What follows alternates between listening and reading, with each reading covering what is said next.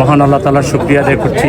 আমার প্রিয় সংগঠন বাংলাদেশ জামাত ইসলামী সিলেট 6 আসনের জন্য প্রাথমিকভাবে আমাকে নমিনেশন দিয়েছিল, পরে চূড়ান্তভাবে নমিনেশন দাখিলের নির্দেশ দিয়েছিল, আমি দাখিল করেছিলাম। আজকে রিটার্নিং কর্মকর্তা কর্তৃক আমার নমিনেশন বৈধ বলে গৃহীত হয়েছে, আলহামদুলিল্লাহ।